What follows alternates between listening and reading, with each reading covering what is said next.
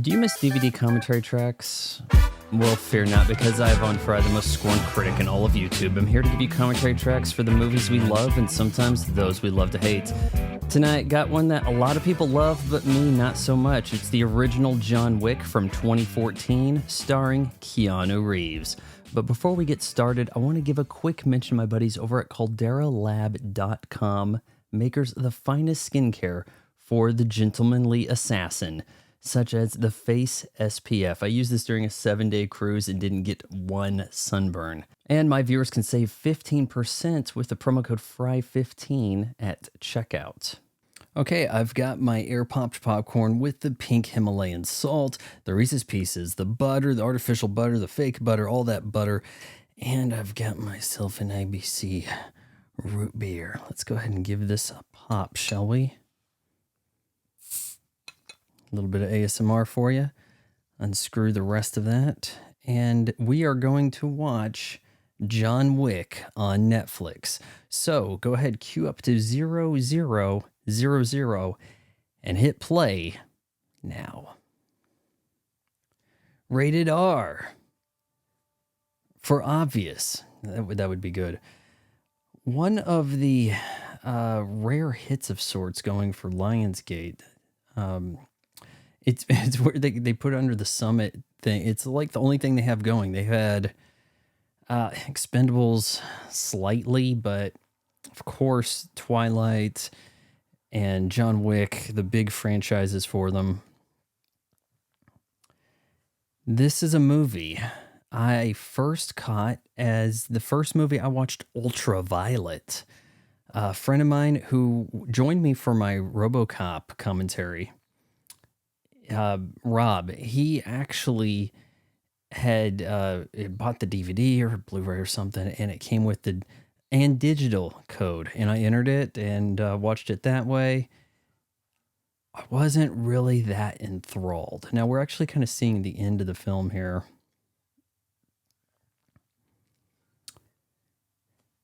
I've seen some dumbasses go, everything, like a series should start with like the last scene and then lead up to it. And it's like, okay, so why give away the ending now and make it predictable what's going to happen? Like you're kind of blowing the load there, aren't you? Why should that be the norm? I'm not high on this movie, to tell you the truth. Oh, we got one of those older dated iPhones there. That'll date a movie right quick, won't it? Oh, look at that tiny display. Is that a like an iPhone 5? Because like my original SE was about that size, right? And this doesn't truly give away the ending, but it seems silly to have to think that this is the way we need to do things. I felt that the original John Wick was rather cheap, and this movie had a huge hand in resurrecting the career of Keanu Reeves. He was a $300 million man heading into purgatory of straight-to-video. Seriously. Like, there, Tai Chi Man or Man of Tai Chi, I think that's available somewhere. And he was a villain in it, and that never got to theaters. Was it 13 Warriors flopped so hard, like or the 13 Ronin? He had some samurai movie that did not do well. I think that may even be available on Netflix, or it was at a time. This movie has a very cheaper digital look about it. I think that a lot of my qualms with the production quality are remedied in John Wick 2, Chapter 2. But the story for this one kind of hits people pretty well. Like, okay, you've got, oh man, Keanu Reeves is so sad. Like Tom Brady's first major ex has died of cancer, gifts him a dog, and the sort of the trident of tragedies surrounding him in a short period of time here send him over the edge. And then we learn his backstory of sorts. Though I think that Chapter 2 is the strongest movie in the quadrilogy or God knows how much longer we're going to try to eke this out.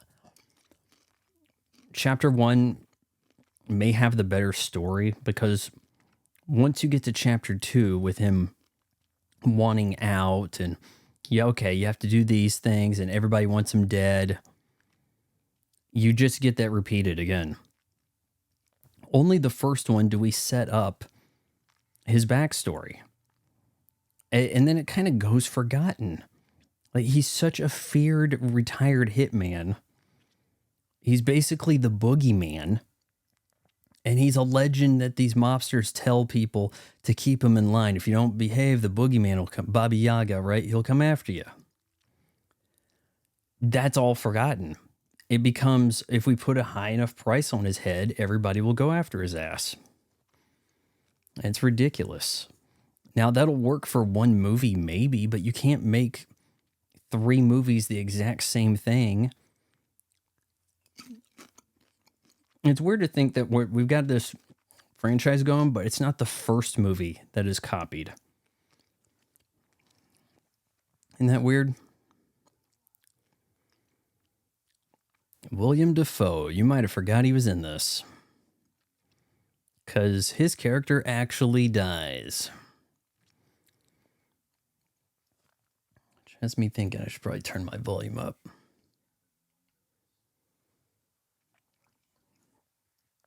Super distinct voice, William Dafoe.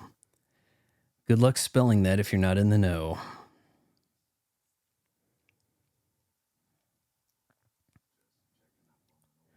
I don't think that Keanu is terrible in this. He seems concerned and distant enough, like that it kind of works out. But I don't intend to do any more commentaries for the rest of the series, so I want to kind of just blow it all here. It's weird to think that this guy he's a legendary hitman, but he has to ask questions about everything in his profession. Like, he knows nothing. Like, would you be a NASCAR driver and be like, what's a wheel?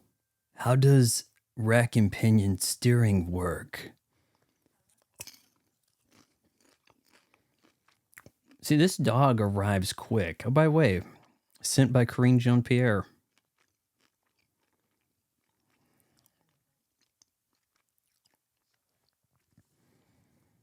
So this is just after the funeral. We got a dog delivered, a pup. John Wick's wife really was quite the sadist. Like,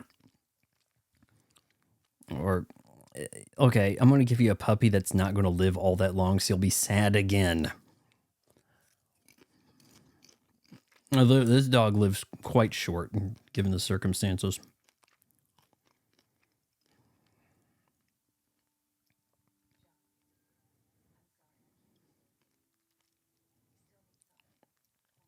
Yeah, we're going to super shallow focus this letter here.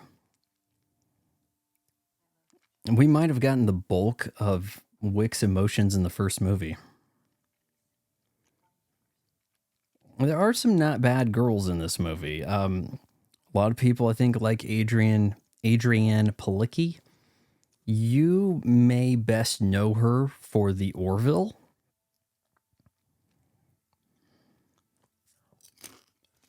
Of course, we already saw Bridget Moynihan, almost like she had to put scenes in while shooting Blue Bloods. Like, try to work in her schedule.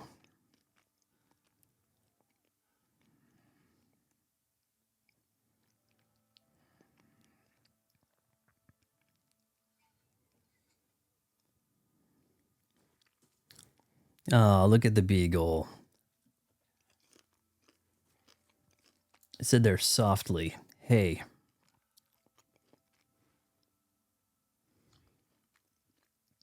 What? They already named you?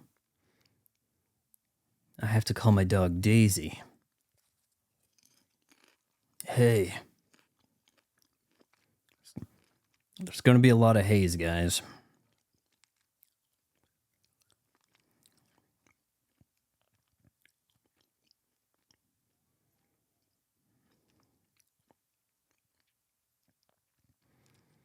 You can let the dog sleep on the bed, my dude.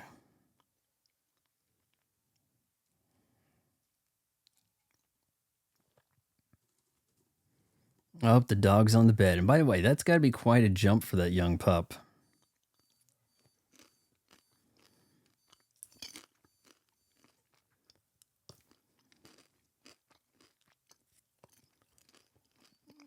Now, coming soon, we'll have some of the more... one of the more weird uses of CGI in a film.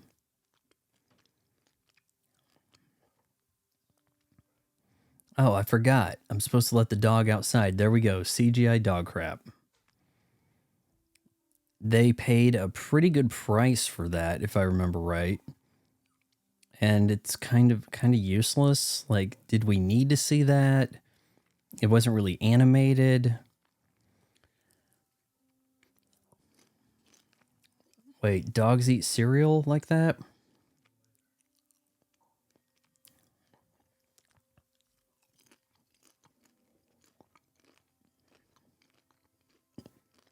So I'm noticing in my viewing here, there's people telling me that they think that Netflix reduces the fidelity on the edges of the screen, like there's so much like barrel distortion or something. It's like the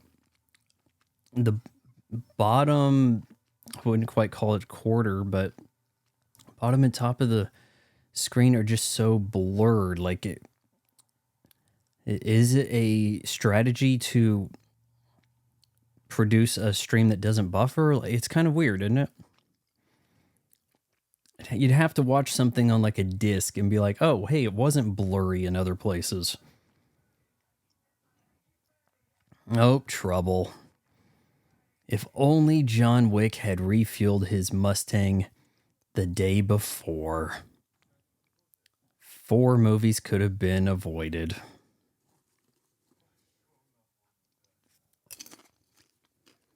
Now, look, you know this guy's a douche, right? It's just a cadre of douches over here. You got the hoodie up. You got a guy with a flat brim hat from Lids.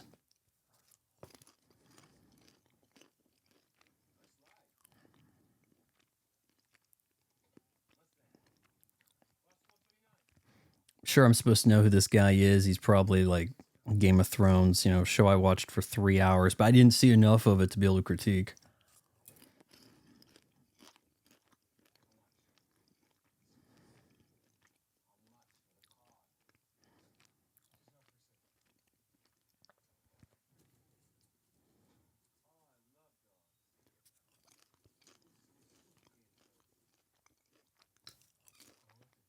Oh, I know Russian. And if this twat, there's a guy with this car and he knows Russian and he's in this area, in the line of work you're in, maybe you should have probably been privy to some knowledge here.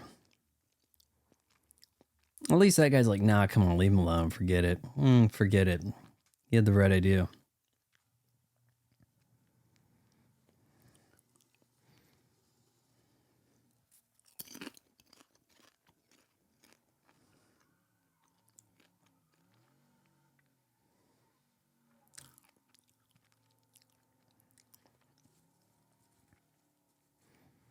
You got to admire actually driving a car anymore in a film, right?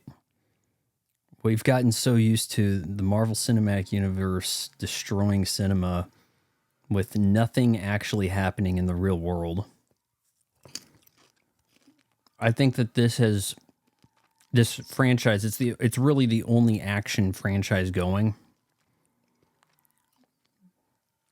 In the 2010s, up till at present, really, almost, I don't know, would we say in the 2010s, the Expendables doesn't get a lot of respect, that's for sure. But I mean, this goes the strongest, at least performance-wise, in pop culture and the like. And it seems to be almost entirely based on pushback. It's not that it's a good action movie. It's more like, well, we didn't have a lot of other choices. And a lot of the choices we were getting for a time, it would be like a straight-to-video Wesley Snipes flick, done for tax reasons.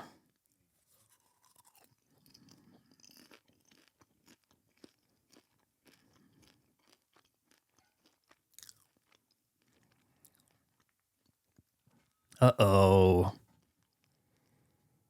You guys didn't heed the warning. He said, come on, man, just forget about it. Nope.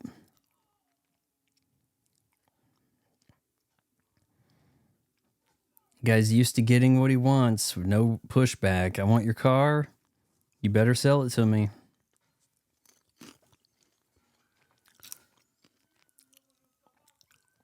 Daisy, hide, run. Come on. Yeah, I know. Daisy hasn't really had enough John Wick training at this point. Daisy stuck with John Wick for like another 6 months, would have known the ins and outs, how to get to the safe room, through the doggy door, all that.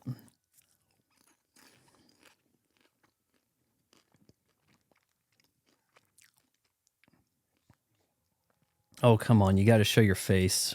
Big mistake. Also, I mean, you didn't kill the guy when you had a chance either, right? I don't fully get it.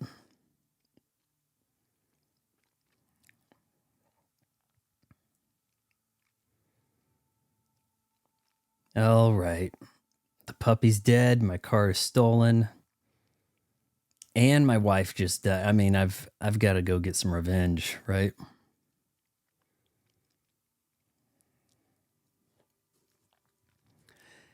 Effective storytelling, it's simple.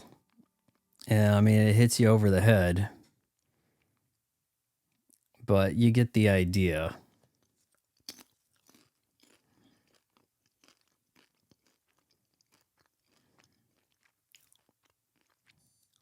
They did take the car already, right?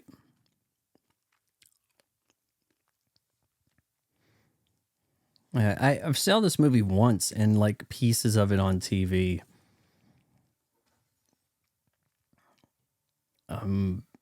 But I've seen the rest of the franchise for what it's worth. Oh, okay. So the car's not gone yet. But we're definitely gearing up for cruising for a bruising. Oh, my bad. Okay, the car is stolen. Okay, so he just hasn't realized.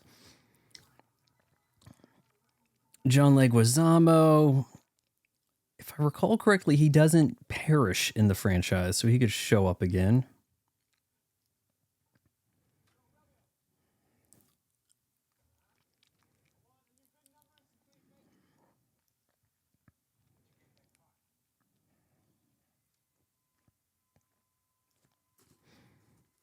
Uh-oh, my car is gone. They left the Lexus.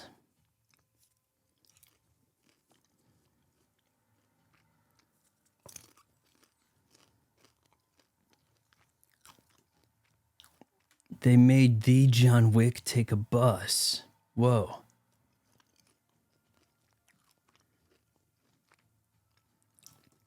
If it's not here, this guy'll know where it is, right?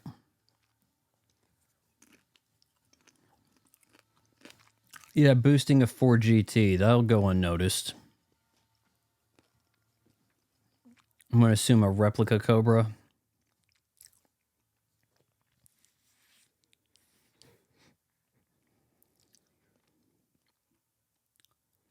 Have a drink. We're gonna need to talk.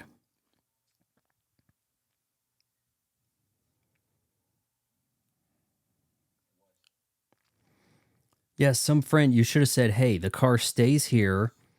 I want you two gone. I'm not going to say who did it. You just stay right. Keep the car here. Don't say nothing. Instead of, nope, I don't want it here. He's going to come here asking me questions anyway.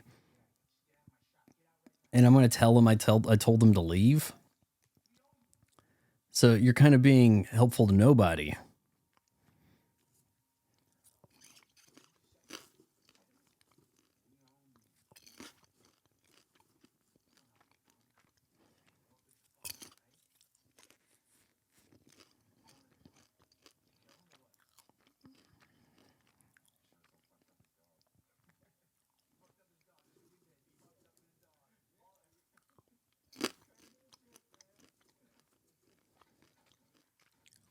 Hey, at least he got a hit in.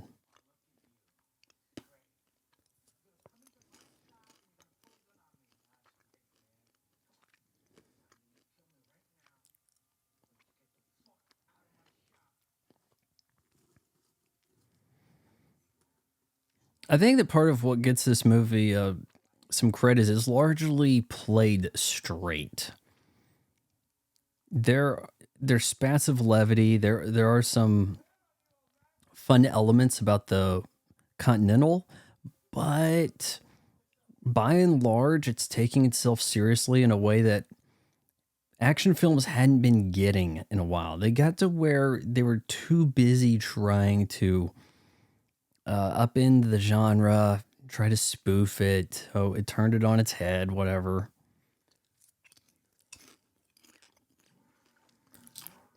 All right, look, it's no boss, but I'll let you have the Chevelle.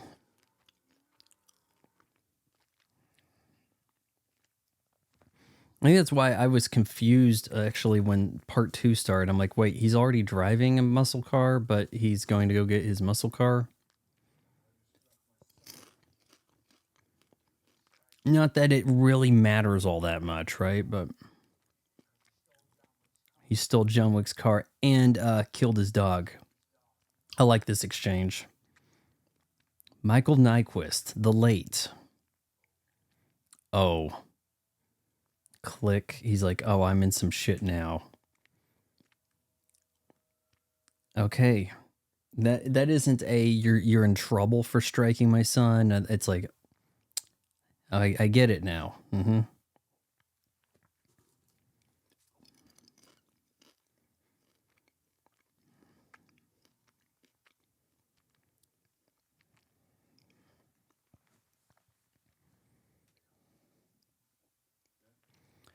Dean Winters, Mayhem.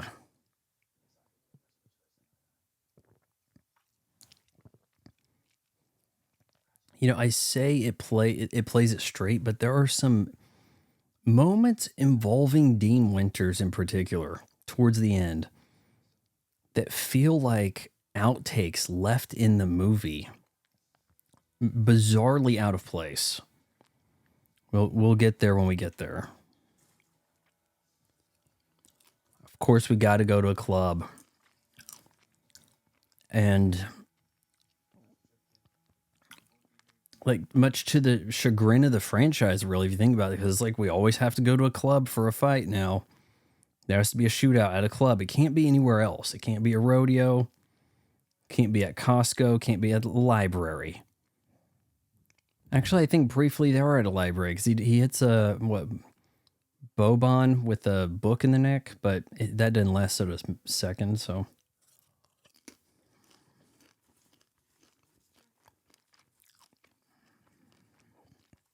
it's also worth pointing out everybody wants to take credit for directing this.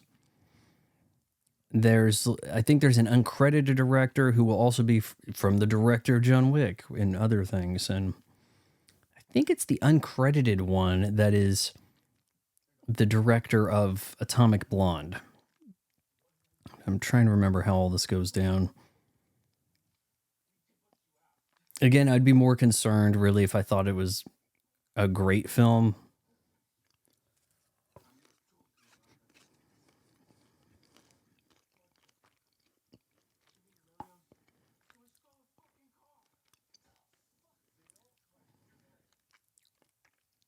Somewhat helped that Nyquist here, a recent villain in Mission Impossible Ghost Protocol. That's a hit. I thought it was kind of so-so, but it's a hit film.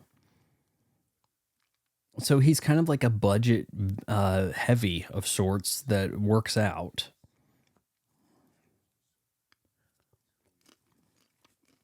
And, you know, largely takes the role seriously.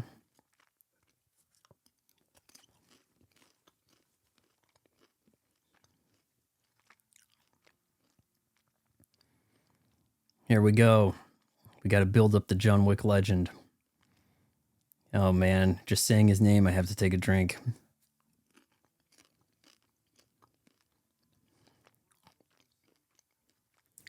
How much did his wife know about his work? Baba Yaga. Okay.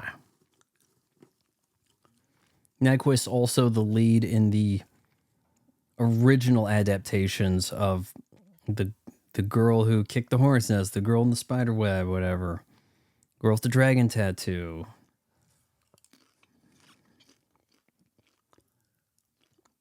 Alongside Noomi Rapace.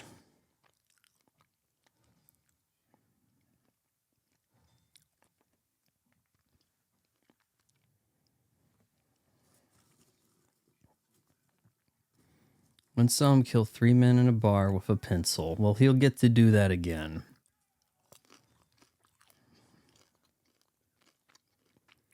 And it's not enough just to kill guys. You got to do it with, like, seemingly non-weapons to really drive fear.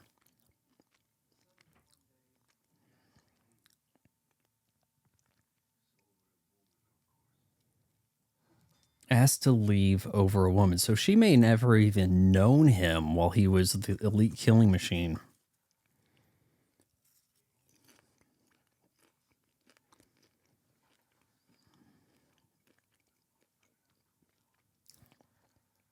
All right, I'll let you leave if you do this impossible task. It's kind of like you're going to make it that tough on me. I'm just going to take you out, right? So the guy who built your franchise over here, your crime organization, who made your crime organization possible, you've stabbed him in the back because your snot-nosed kid didn't know the ins and outs of the family history, I guess.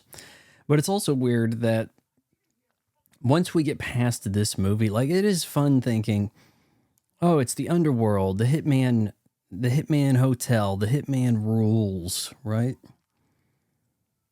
There aren't any crime organizations in the rest of the expanded world outside of just the table and all the assassins. We never see innocent people. And when we do, we almost have to assume that they're actually hitmen.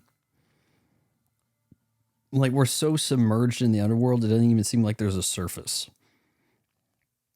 I think that's a real problem with the world building in the franchise, is that it's as though every person in the world is a hitman or hitman adjacent. So there's no, we have to do this to save the innocent people. Like, got to rescue a kid. Like, nope, doesn't really happen. Just everybody's a hitman.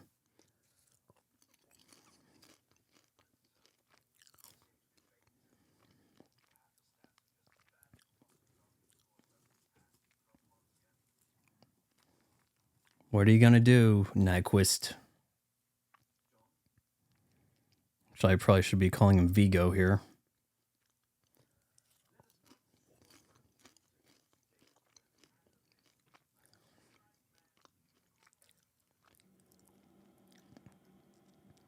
Oh, I don't see that much of an apology from this guy. Go ahead and hang up, John. Good on you. Shouldn't your son be apologizing?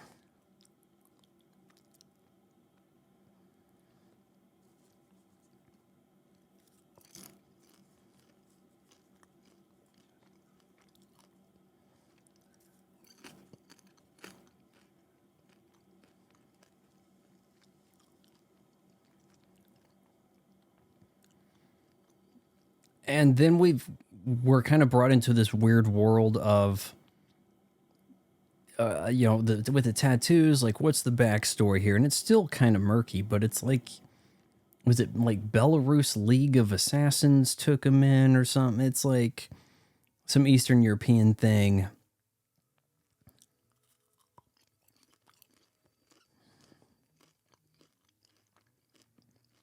Oh yeah, monochrome.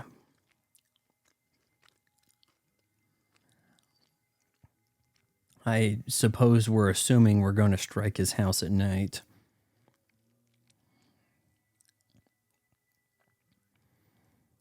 So I guess Vigo's thinking, hey, we got to take him out before he comes to my place and burns it down.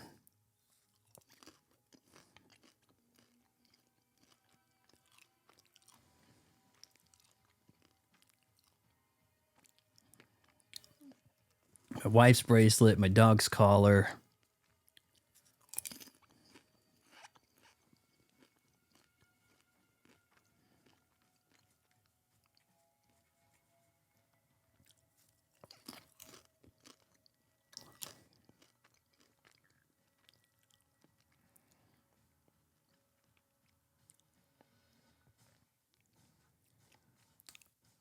Oh yeah, there's going to be mucho CGI blood squib.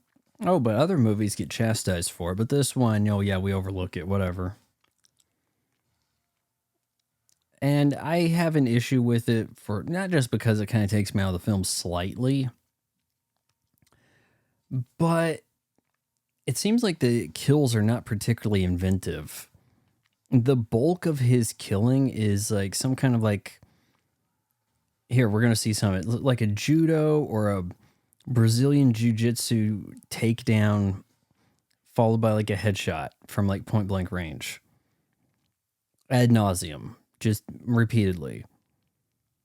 It doesn't seem to really have fun with the action, and maybe afraid to have fun with the action, because if you do too much with it in a certain way, like you conflate the tone, you end up with making fun of the action. And I think you actually get better action later in the franchise, but then it does reach a tipping point. I think that 4 was actually a pretty bad movie, where it seemed as though the action went on way too long and it kind of exhausted you. Because instead of it seeming special, it just seemed like there was just an endless wave of guys you knew he had to beat, because the movie's not over yet. Sometimes quality trumps quantity in action. Like, look, if the T-800 had to take on 100 T-1000s, would taking out one T-1000 be that gratifying?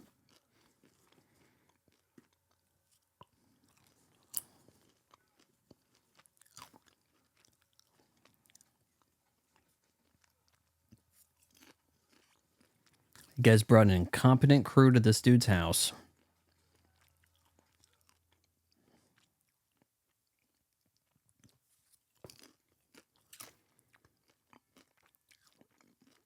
In a way, you have to applaud Lionsgate for going mid-budget and actually putting out in theaters. And it was really a groundswell of that kind of word-by-mouth, viral, maybe not viral marketing in the traditional sense from Lionsgate, but the word of mouth with social media helped make this a hit. Quite profitable. Now, you get the impression that the people in his neighborhood kind of know what he does. They're like, you're under arrest. No, it's more like, working again? No, I'm just sorting some stuff out. People keep asking me if I'm back. Yeah, I'm thinking I'm back. Things like that, right? Like, everybody has an understanding of what he does, but they kind of are accepting of it.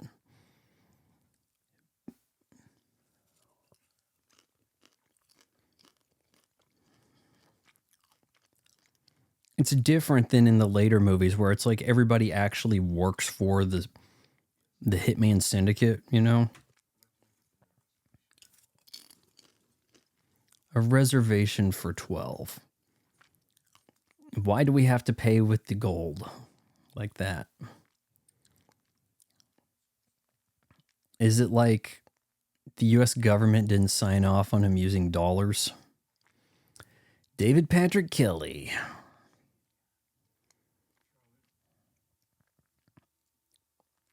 Of course, we will later have ham-fisted in references and homages to the Warriors to really drive home the point that the people behind John Wick want to make the Warriors.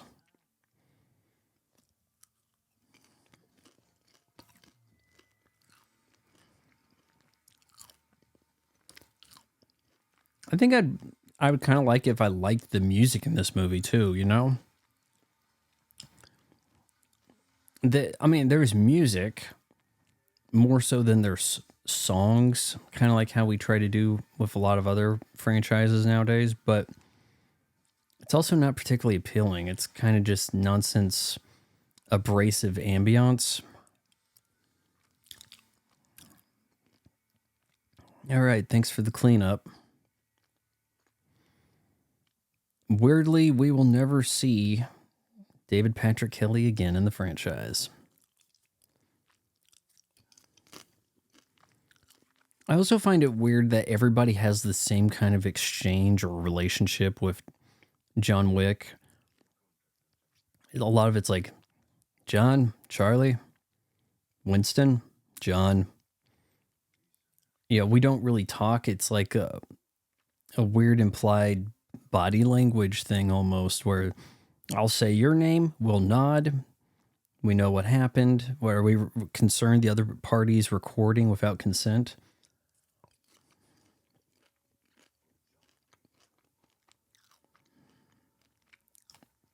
You said task your team. You didn't let Dean Winters lead it. He's mayhem, man. Could have caused all kinds of trouble in that house. You didn't even at least want to burn it down first. Try to flush him out. Nothing.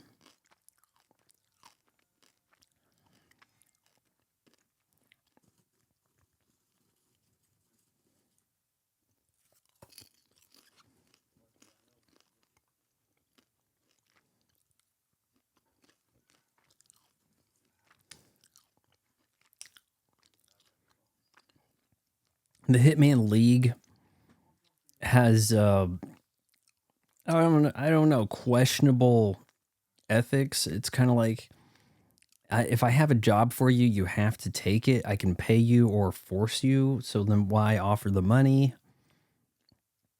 But then there's also bounties that cause everybody to come out of the woodwork to attack John Wick.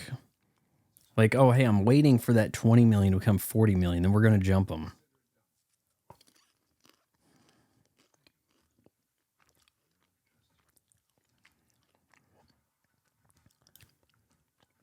I mean, I've heard the no honor among thieves, but there seems to be some honor between the Hitman Guild people.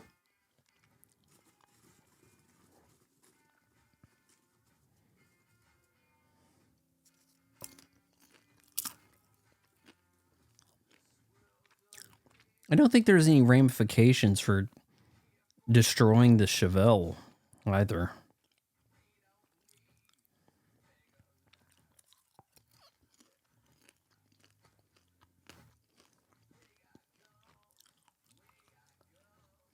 I also have issues with the plot just being so incredibly straightforward. You don't have to give any thought about it. There aren't twists.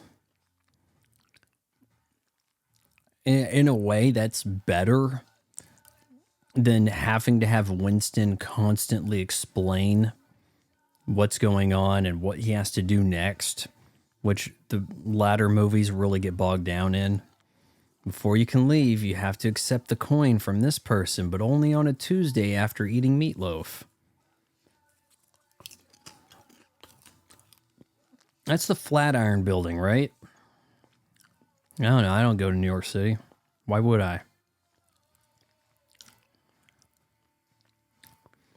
Is it possible that this car actually costs more than the one that got taken from him?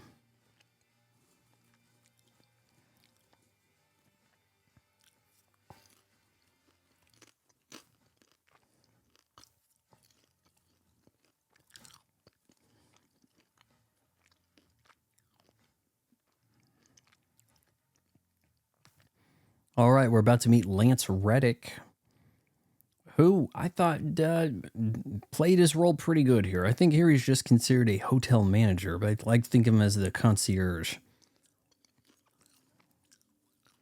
There's Adrienne Palicki.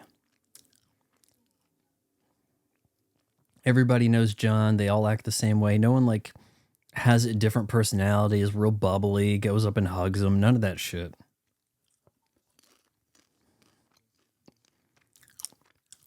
I'm just going to say it. Didn't think Lance Reddick was so bad as Albert Wesker. Kind of took place within the continuity of I don't know what exactly, but I thought that there was some potential with that Resident Evil series. It shot itself in the foot by making at least 2 seasons worth of stuff as a mishmash, jump forward, jump back, let's tell 2 split narratives at a time. If it had started off with just them being young and then unfold what's happening, probably would have been considered too slow, not action-packed. We didn't get to the zombies fast enough. But it might have made for like a nice little stand-in for Riverdale, maybe. Maybe Netflix could have used something like that, and then it kind of amp up.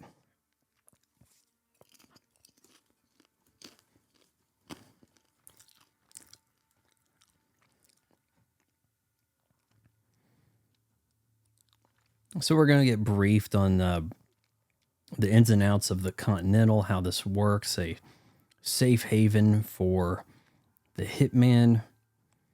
I think Jodie Foster did a movie that was kind of trying to be a largely inspired by this. Did we also have Forrest Whitaker in it? It wasn't called like the Continental, but it was almost like the same thing, like a hotel for seedy individuals. Oh, you got to have a coin. The password is what? You went as one person with one coin?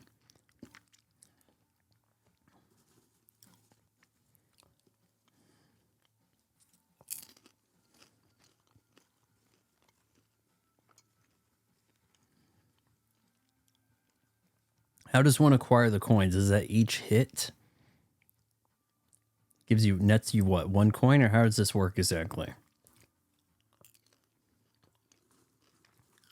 All right, we're about to see what I think is the finest babe in the franchise.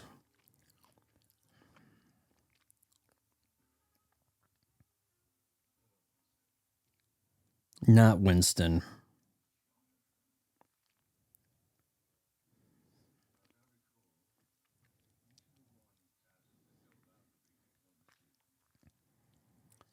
Man, Ian McShane, an old guy. And I think he kind of got his fame late in life, like post 50.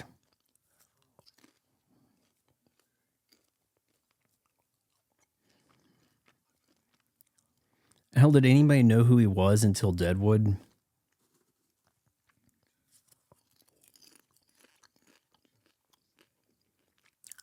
Oh, I'm not back. I'm just visiting, right?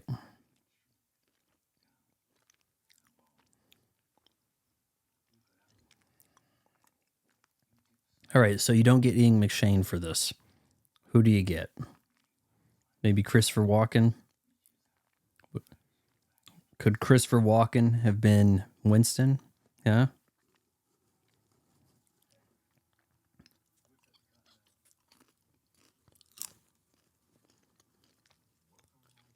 Oh, who's ratting out John Wick, telling you he's at the Continental? But the thing is, you're safe so long as you stay at the Continental. So what is the price? Is it like a coin a day? Like, how does this work out? You know the rules. Oh, does he? Then why are you telling him the rules? If he knows the rules, and how come subsequent films will be like just drowned in you explaining rules?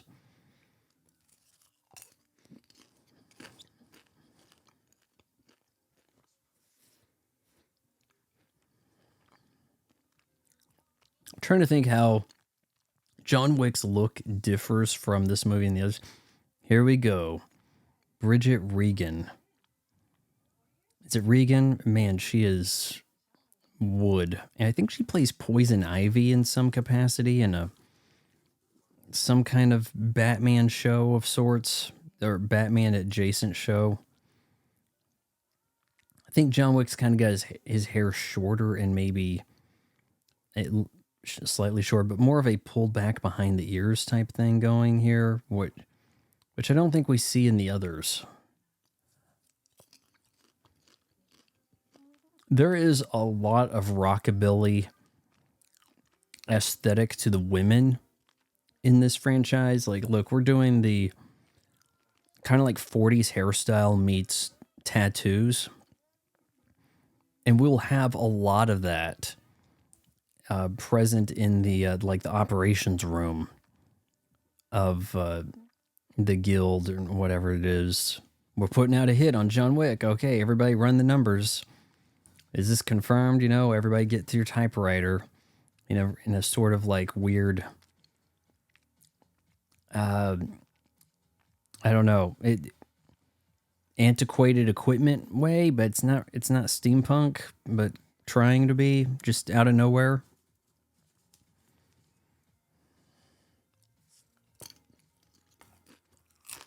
Going clubbing.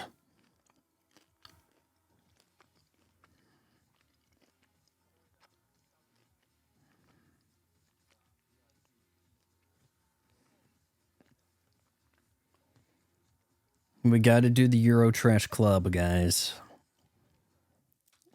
It's New York City. The year is it 2015? Is it 2015 or 16, this film? But yeah, we're assuming it's going to be a mostly white club listening to Eurotrash music in New York City. You know, forget about the rap and the right the stuff that would have actually been playing. The Black Eyed Peas. Actually, I think the point of Black Eyed Peas probably would have subsided by then. Black Eyed Peas is definitely going to be one of those things people look back on and frown. Like, man, that was a hit group. Ugh.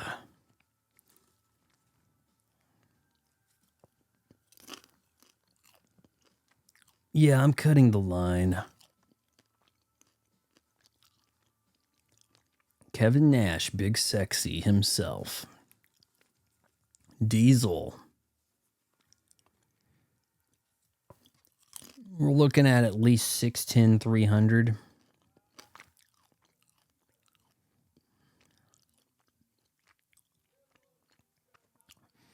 Almost a shame that we don't get any mileage out of Kevin. Because as much as like the Expendables worked in a way to, hey, buddies of Stallone or guys you wish he worked with when he was younger, here's something, here's a paycheck, here's an opportunity. It kind of worked better to get involved in John Wick in a way. Not so much the first movie. But once they really start getting money, yeah, you had a bit of a more of a elevated status getting in on John Wick. Hello, Francis, Mr. Wick, John, Francis, be seeing you. That's the same dialogue they do for everybody.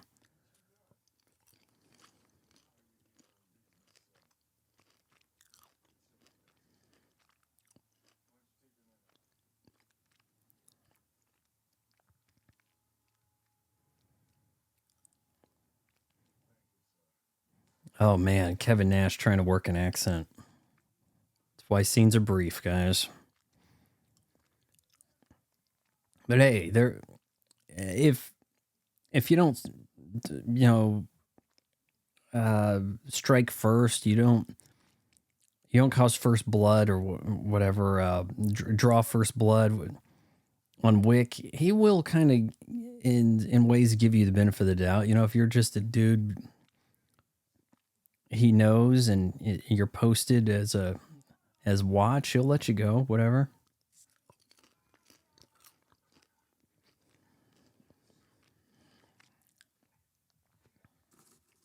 Is it Yosef? Is that the guy's name? I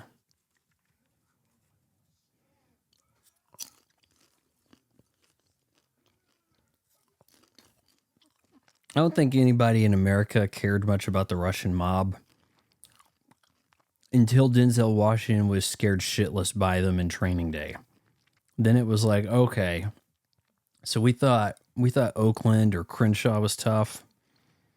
No, we don't want to deal with the Russian mob.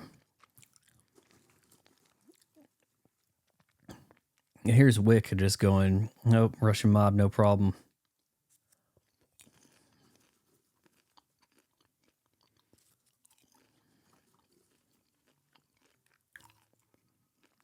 Lots of neon.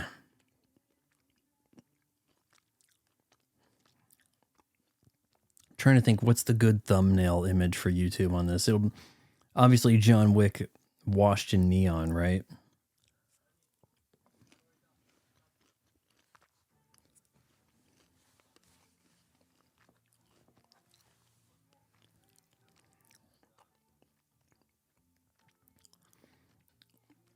Basement all clear. What was all clear about the basement?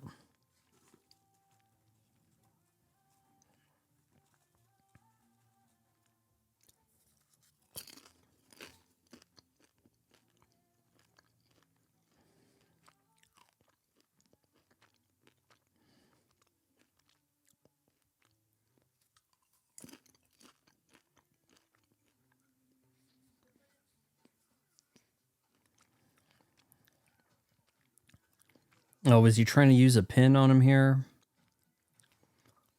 You blew it. Everybody cock your guns. Go get them.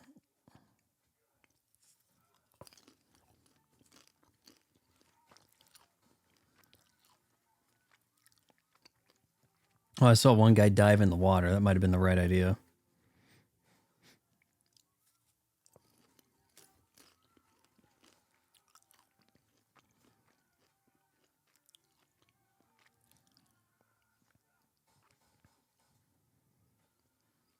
Always a headshot somewhere, right?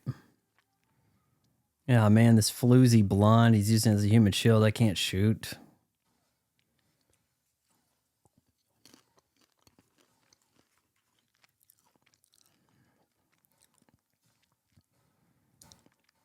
Has he taken out the guy that was wearing the flat brim cap from Lids? Or is he getting away? Because I don't recall him dropping.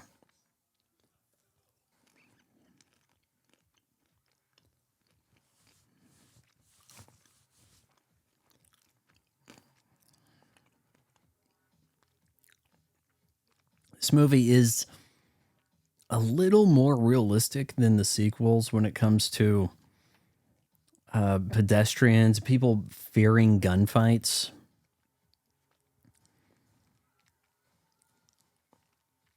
Maybe they wouldn't hear some of this on the dance floor. Maybe they are drugged.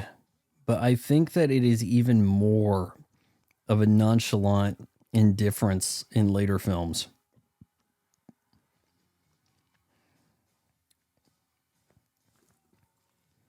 Look at this. There's some panic. There's people kind of hiding and running away.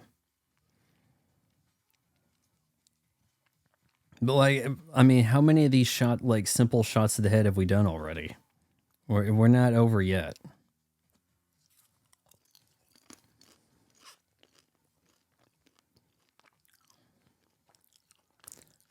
Now it does eschew the 90s action formula where it was more of a fun vibe. Like we would need Arnold Schwarzenegger or Nicolas Cage, Will Smith, Martin Lawrence, somebody like having fun in the process.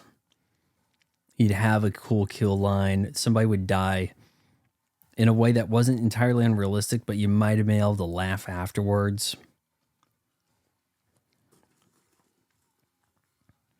Or been like, oh, something, right? But here it's kind of like we're just mowing through the NPCs.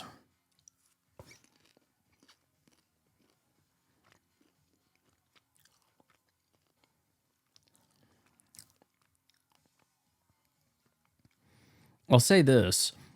Unlike the Bourne franchise, cameras kept... there's use of tripod. We have some Steadicam, but it's not handheld and up and down. And even if it is handheld, we've evoked with a lot of our digital cameras stabilization systems. Try to keep note of like all these shots that are stationary. Like even that's just that car that peeled out and left. It's not something I would go to bat for to say we need a lot of tripod use in a film. but it helps you understand the geography of the scene. And like, we're not questioning where is John Wick in relation to this club. That sort of thing can come into question in other films. But since most of the action is just kind of centered around John Wick, he doesn't even have like a buddy to talk to, nobody else to keep track of. It's just incredibly straightforward.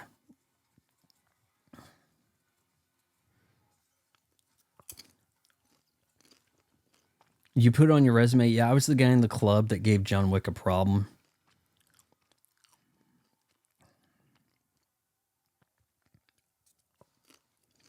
Run away. And is that Daniel Bernhardt? Because he had a brief scene in, that abysmal Ryan Reynolds, Dwayne Johnson movie where there were thieves. Red Notice. Oh, Christ. Are we getting a sequel to that? Daniel Bernhardt, I recall him mostly for Mortal Kombat Conquest, I think it was. He also was picking up where Jean-Claude Van Damme left off with Bloodsport. I guess I don't really understand Jean-Claude's movie like choices back in the day. Why not make your franchise? Why not have stayed around and done some kickboxers and some blood sports? I mean, his only franchise he really tried to go with was Universal Soldier, and that's really it.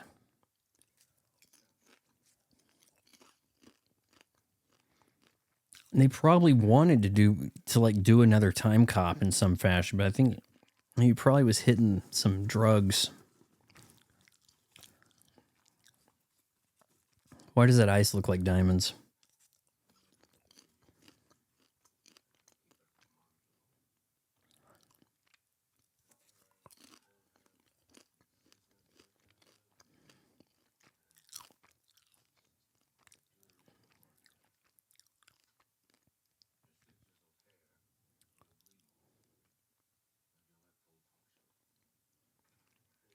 A little bleeding doesn't hurt. Pain don't hurt, right? Come on, surely Swayze taught you that, Keanu. Good God, there are a lot of bird's eye shots of Manhattan. I'm assuming it's all at once and we just cut it and then, insert the next second.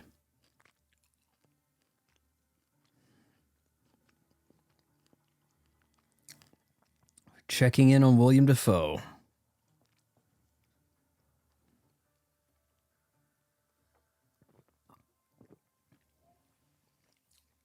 William has a lot of status with the younger crowd. I think he carries a lot of goodwill from Spider-Man. But it seems like he got a star on the Walk of Fame recently. Kind of trends on occasion. He kind of pops up in things that they're interested in.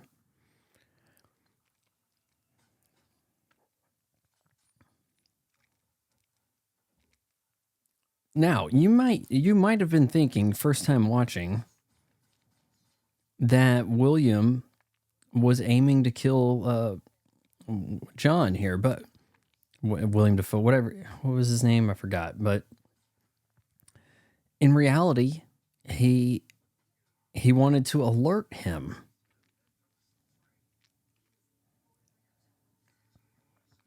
Now you're in the Continental. You're supposed to be safe, right?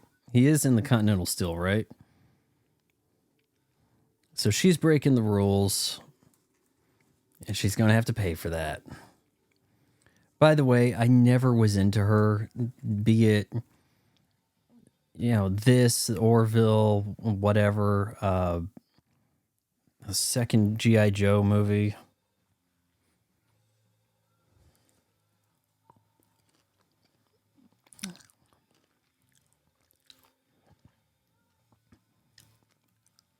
Are we going to do a thing here where we're going to act like we're not fighting when we answer the phone? Try to have some fun with it.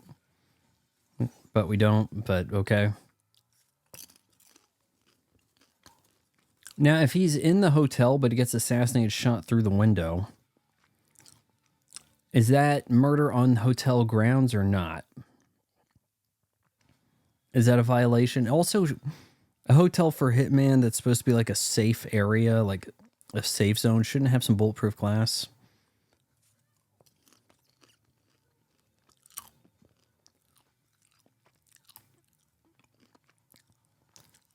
It's so much easier for an audience to accept you punching at a woman if you cover her face up.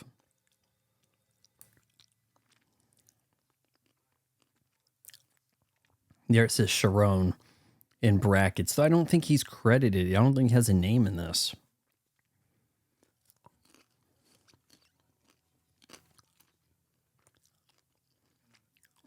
Weirdly formal dialogue. I think that is one of the endearing traits of the franchise. Yes. I need to go shopping. And it's like, okay, you're getting guns or something. Like, I have a dinner to attend. Yes, we'll make your, we'll see who we can get for you. Go to the tailor. Do you have a tailor? And it's like, yeah, I'll fit you out with knives and guns, bulletproof tux, whatever.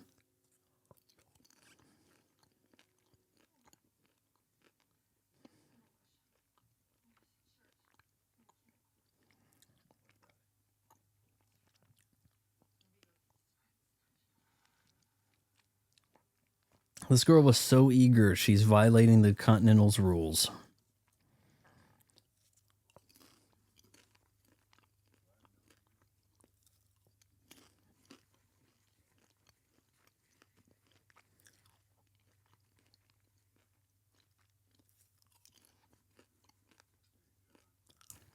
Hey, John. Hey, Harriet. Like, that's weirdly nonchalant. But it's almost like odd because it kind of means everybody's written the same way.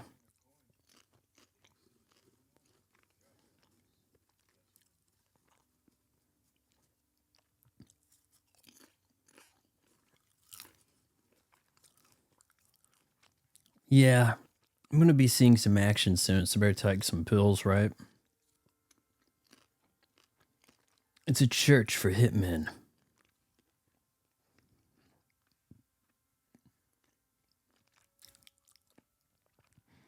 Is it weird that you can't like be a hitman? Like, doesn't it seem like a legal occupation at some point? Like, maybe we'll have a bill or an act passed in some way that, okay, we'll legalize hitman.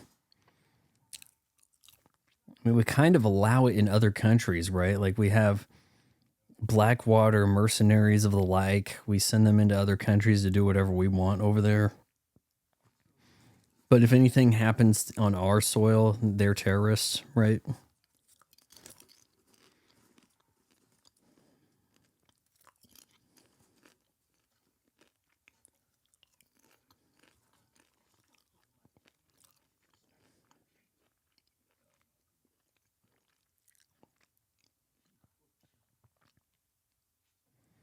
Everybody knows this dude.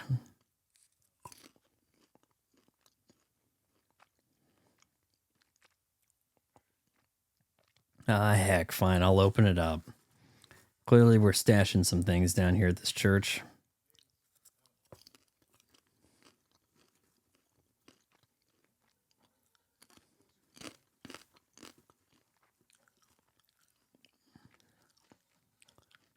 CDs. I guess we're storing data that way still.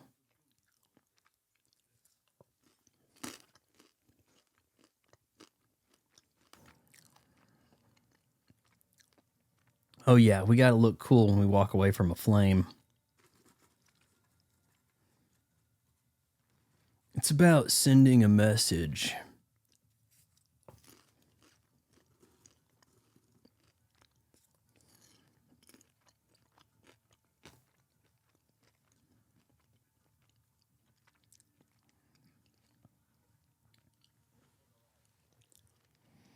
I don't think you can get your bads to operate out of Chevy Tahoes, you know? Like, they have to be a Range Rover now, right? Like, maybe the Defender.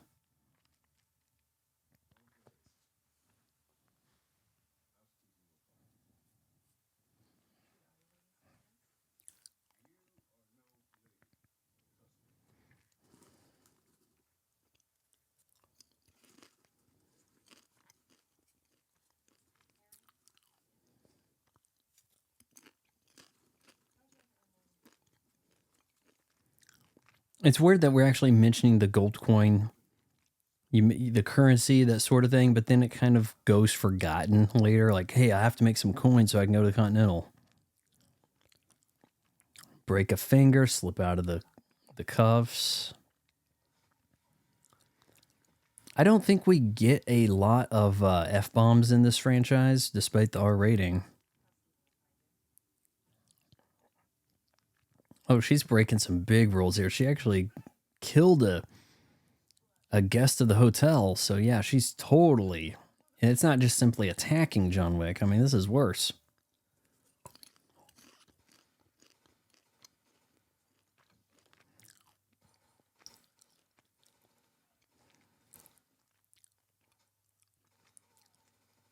Yeah, we got a school bus here. Well, actually, it's for the church, but I understand.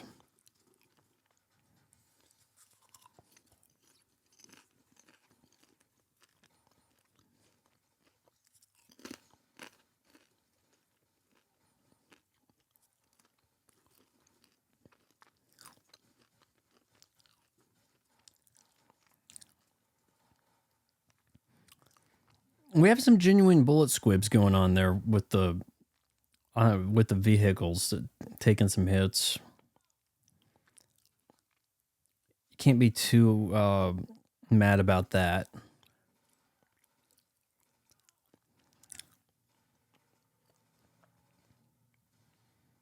Oof. There is a number of side swipes kicking around John Wick in this series. It's kind of funny to think about.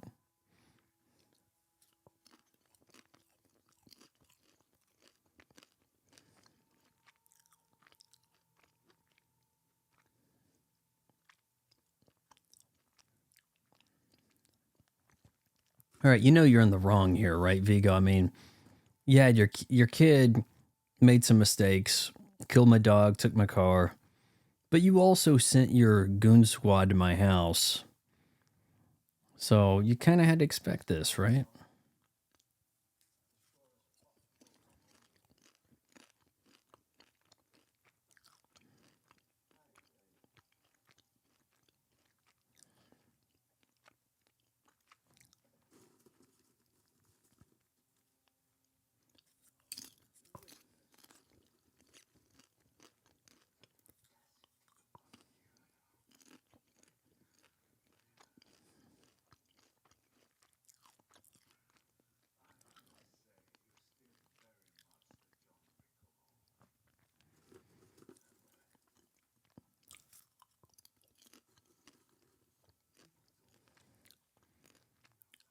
Do we have to use shop lights? Like, what's with this area under construction?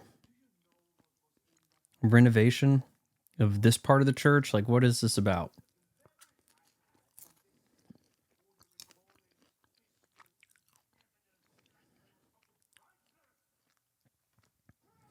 We're getting all of our F-bombs out of the way in like a 5-minute stretch, aren't we?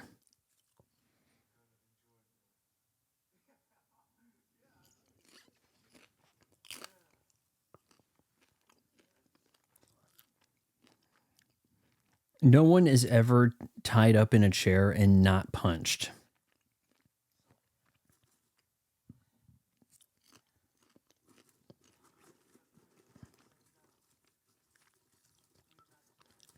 Yeah, I became a family man.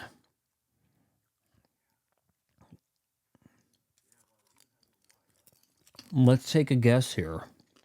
Ovarian cancer? Could that explain why he doesn't have a son or daughter?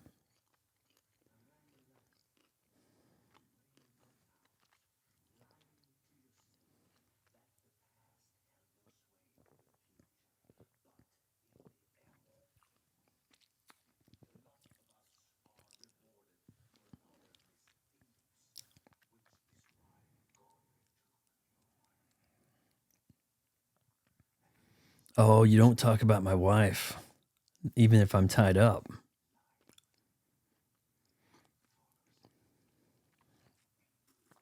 Keanu was putting on some weight in that Man of Tai Chi film.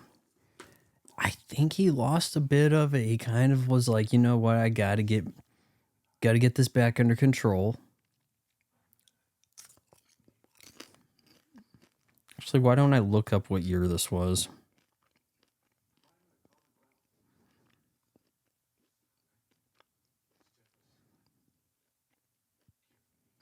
$2014.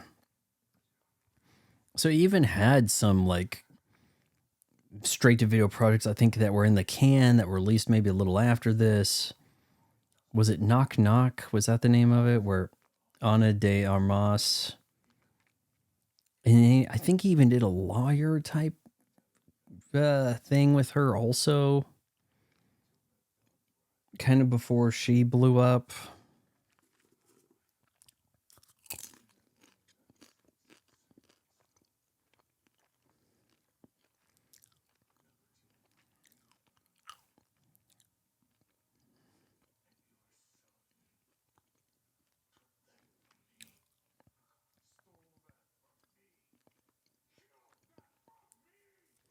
This is the most heated and emotional John Wick gets in the franchise.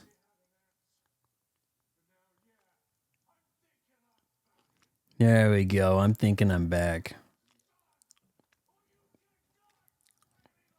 He doesn't come unhinged at any other point in the franchise, and that's a shame. He's just kind of emotionally checked out, like, where do I have to go next? I have to get the what from the who? Okay, I'll cut off my pinky finger.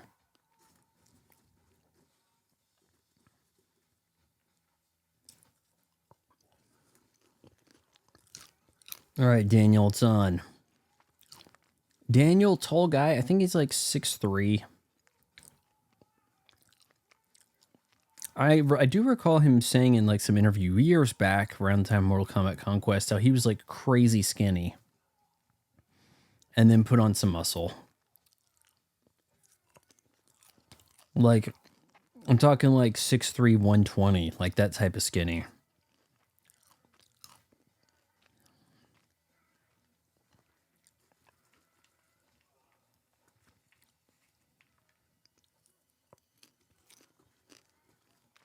Man, Daniel really gives him a fight, doesn't he? This is kind of like their third engagement if you count that little skirmish with the guns in the parking lot.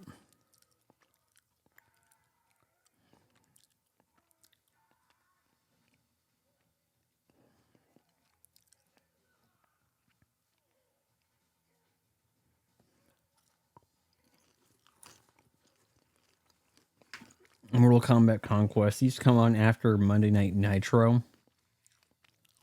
Was it Monday Night Nitro or Monday Nitro?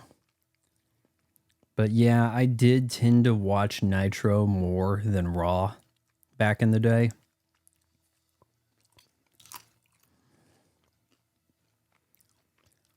But there was only like a period of like a very brief period where I was really watching the wrestling during the Monday Night Wars. It was like 1998.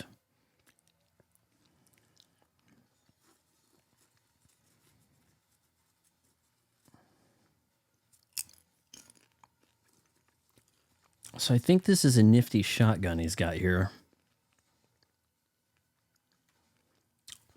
Is that called a bullpup?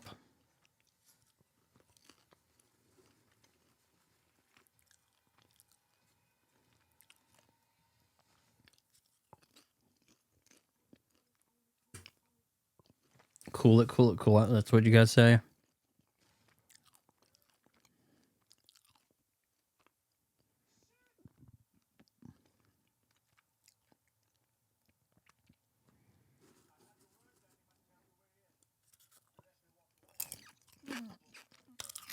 Pulled the contract on me? Okay, yeah. So it's kind of like, all right, I'll let you know where my son is if you let me go. Father of the Year.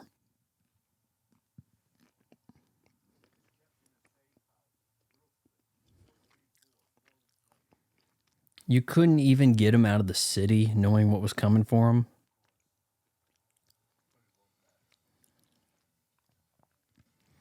Now this could be his opportunity to pull a gun on John Wick, but okay.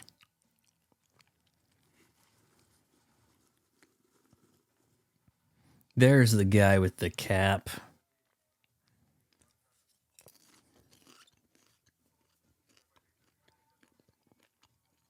Drawing attention to safe house by having guards walk across.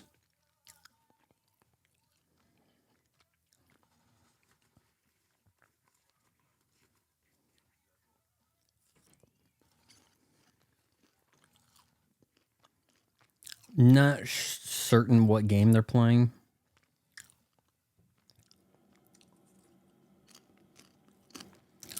I checked out of the Call of Duties years back.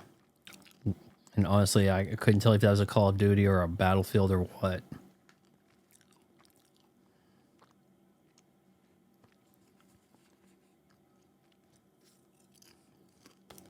Oh, that's John checking in, guys.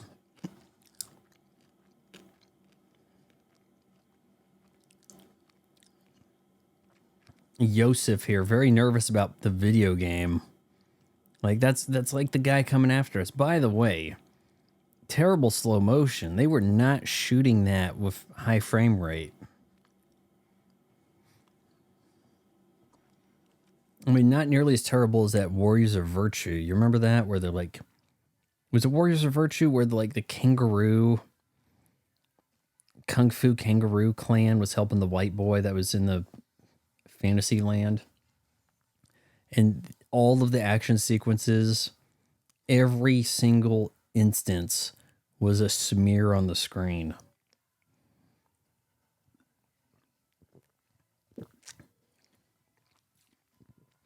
Like an almost halfway decent movie, totally sabotaged.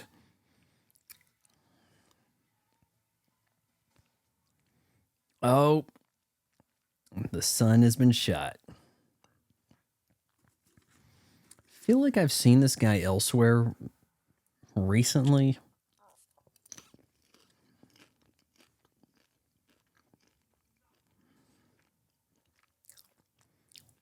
I'm going to pull up the IMDb.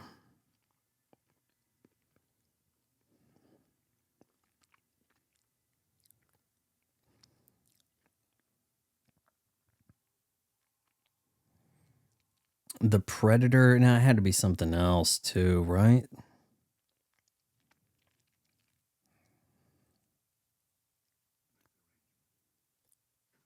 Maybe that's it.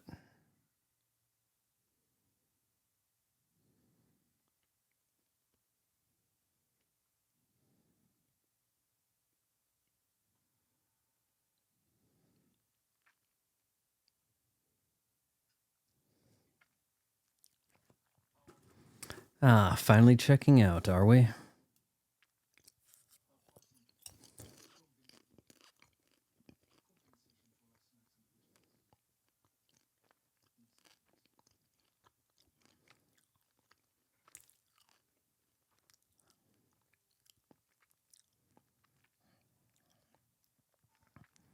All right, so what was the parting gift? Because he did have a car valet parked, right? So is he going to go back and get the Chevelle to lead into the action scene for 2? See, that's what made it kind of confusing, right? Are we sure that this charger isn't rigged to explode?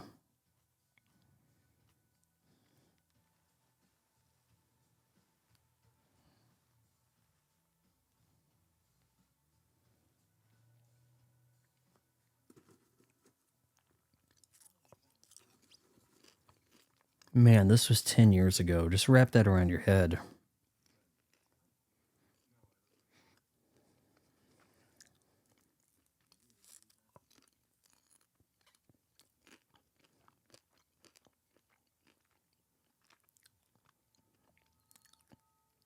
William Dafoe benefits from never looking particularly attractive. So when you get older, what difference does it make? I like to think of it as the Ron Perlman effect.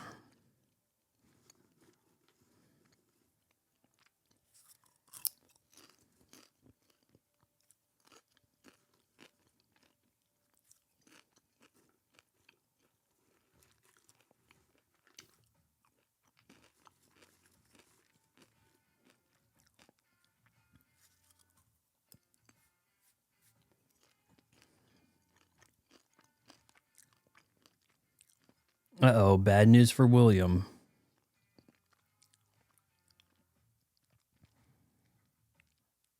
Protect yourself from mayhem like me. Yeah, I know what's coming.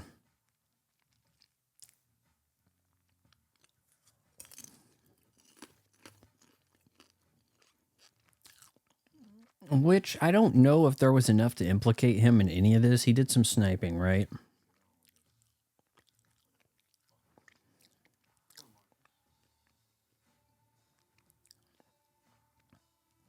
All right, so he failed to kill John Wick, but you know that he saved him? Like, I don't know. And also, I'm getting a little annoyed by all the aerial bird's eye shots, which at this point might have been a helicopter. Not totally sure. It's kind of before drones were everywhere, right?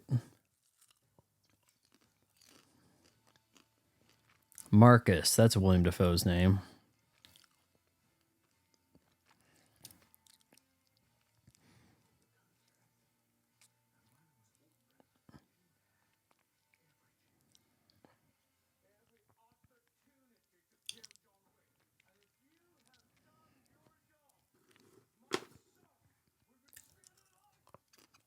Oh yeah, I'll do my own dirty work as long as my goons have a guy tied up.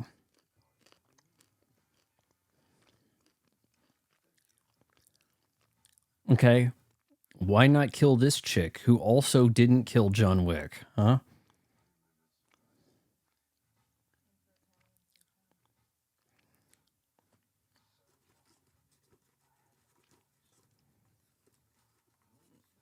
Oh yeah, you had no choice, but I don't get it. It's kind of like conveniently the villain knows he was helping because he read what? The shot list for the day. Like, it doesn't make any sense, does it? He read the shooting schedule.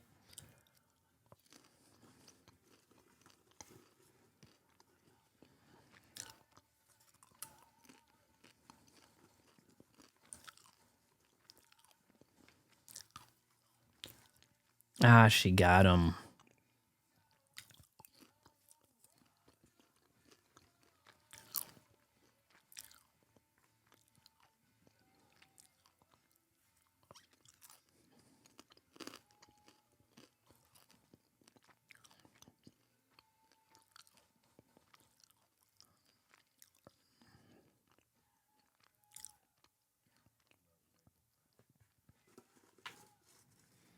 Oh yeah, now I'm extra mad. You took that from me.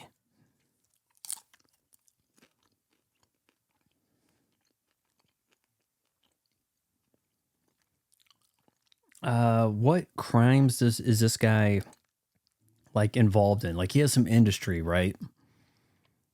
Like a front company, like something that John could have sabotaged.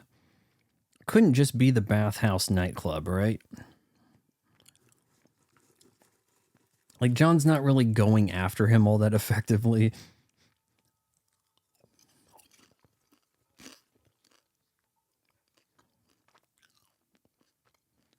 Miss Perkins, I believe you're in trouble. There was an infraction over at the hotel.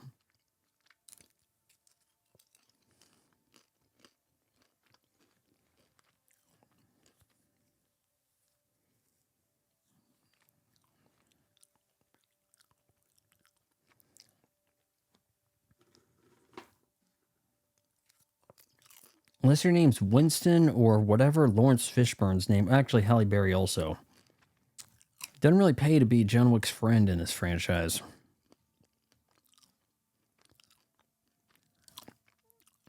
No, how could she not have seen this coming?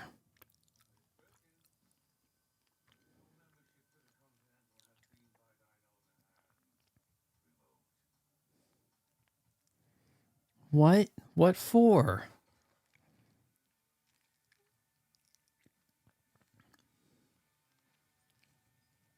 Oh, yeah, my mistake. Yeah, David Patrick Kelly's here for the cleanup. Yeah. A ways away. I mean, at least in another city. Was he in upstate New York earlier? Like, what? You couldn't get a different guy to do the cleanup for this? Whatever.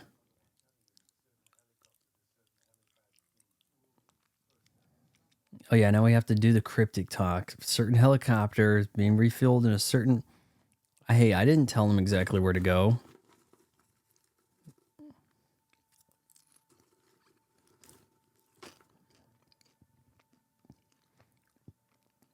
In a way, was John Wick done killing everybody once he got the son? But then they killed William Dafoe, Marcus, and he was just like, you know what? I'm going to go ahead and go after Dad, too. Even though cancer will take him like a few years later. Actually, when did this guy die? It wasn't long after this, right? Swedish actor. 2017, yeah.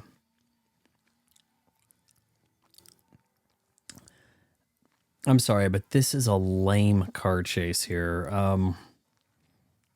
Yeah, there are some okay elements, like so cars actually kind of crash, but look at this kind of like weird laugh thing happening here. He's kind of like, hey, it's like they went off the script in a way. And you'll see Dean Winters here, like, somebody give me a gun. Here we go. Give me a gun. Who's got a gun? Give me a gun. And then we just keep repeating that. And oh my God, no. That was a good one. Huh? He's bumping us. So someone give me a gun. I need a gun. It just makes them seem like incompetent buffoons.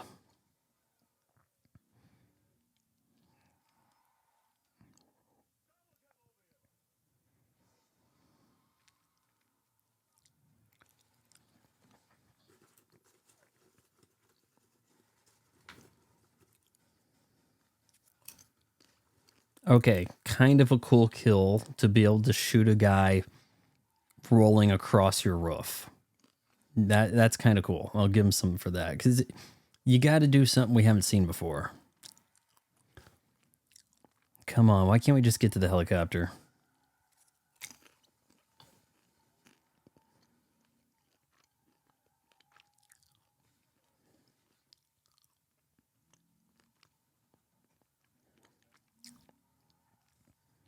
Oh yeah, where's my gun? I need a gun. Okay, fine, I'll hand you this one. Not that Mayhem has done anything remotely impressive. At least in the following film. See, all this looks ad-libbed totally, doesn't it?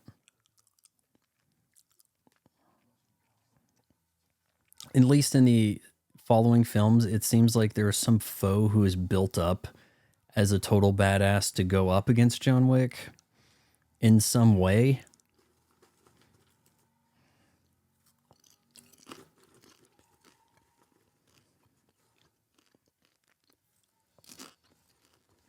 The hell are you laughing about?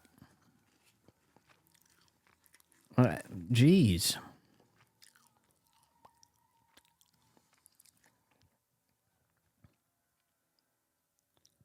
Oof. Yeah, you messed up, Mayhem.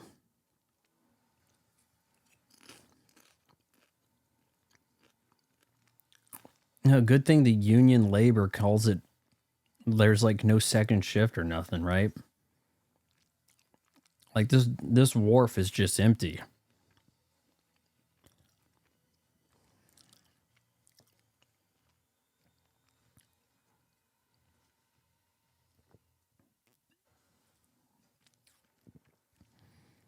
We will get more interesting stunt work in pretty much every area of the following John Wick movies, really. Actually, you know, I may change my mind on this. If there's enough demand for it, and you really need me to do a commentary track for John Wick 2, 3, 4, whichever, you know, work my way up the list. If you really need that, I need you to comment below telling me as such. Now, this guy also, like, Vigo, we haven't seen him do anything particularly cool to think that he can handle. He can hold his own nothing, right? So it's kind of like, so what if we go hand-to-hand combat here? What have we seen out of this guy?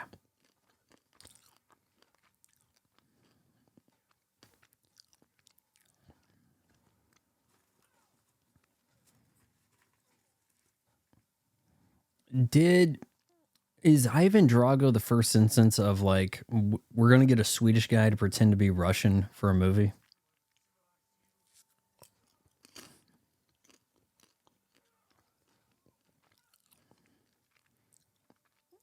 Sort of a fireman carry Canadian destroyer move right there, maybe?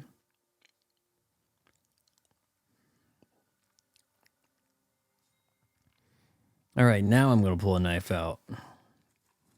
The day is mine. I have a knife in the rain.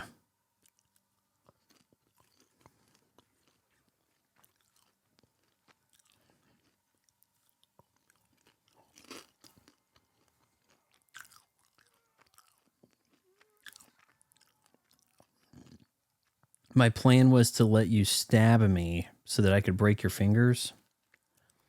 And then I'd have the knife and stab you where it's going to hurt more. I mean, it's a strategy. Not necessarily a good one.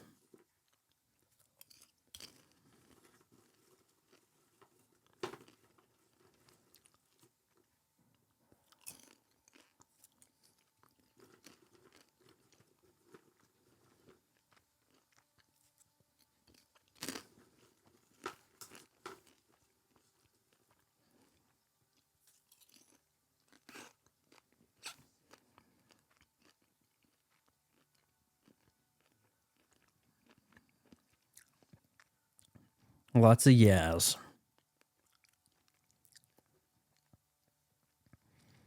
So you might be concluding that, oh, well, John Wick died at the beginning. He got out of the machine gunned, damaged up Tahoe and was hurt pretty bad. And surely that's kind of going to lead to where that was, right? And he dies, right? But not quite. Much in a similar way, I don't think you can really believe his death in John Wick Chapter 4. Spoilers.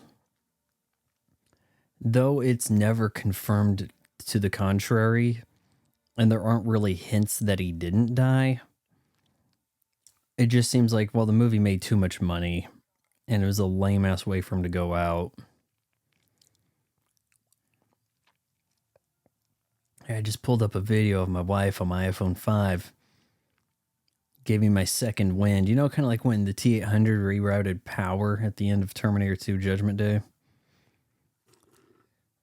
I gotta go get a new dog.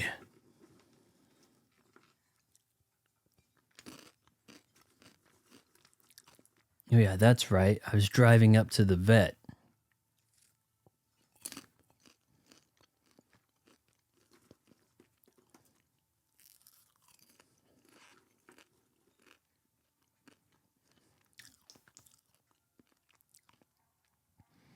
All right, what's going to be a suitable dog for me?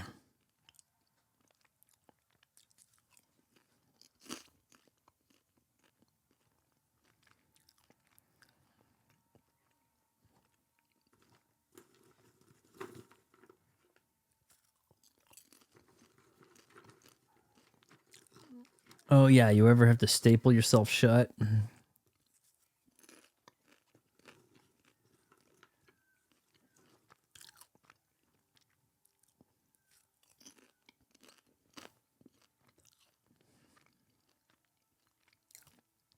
Find the strength, John Wick. Yeah, you're going to adopt the pit bull. It's slated to be put down. This means you have to take it.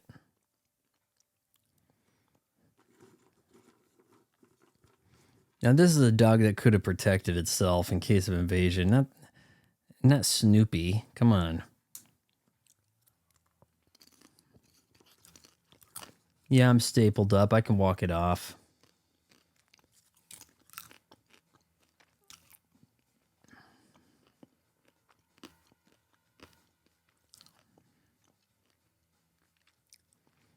Directed by Chad Stileski. Written by Derek Kolstad. I think those two are kind of considered co-director. Like, it has a dual... David Leitch. Yeah, there we go. That was another one. I forgot Eva Longoria was involved in this in some way, but... yeah, David Leitch. Is he the one that does the... was it Sifu or something? The guy that we promise you the dog doesn't die, and the guy's going after some gold or something. I never saw it. All right, well, that does it for John Wick. I'm not so sure I really need to be saying anything more about this franchise. I try to spill the beans about every complaint I had possible, but I don't know. Am I expected to warm up to this one, as you guys surely have? Let me know in the comments below. Till next time, adios.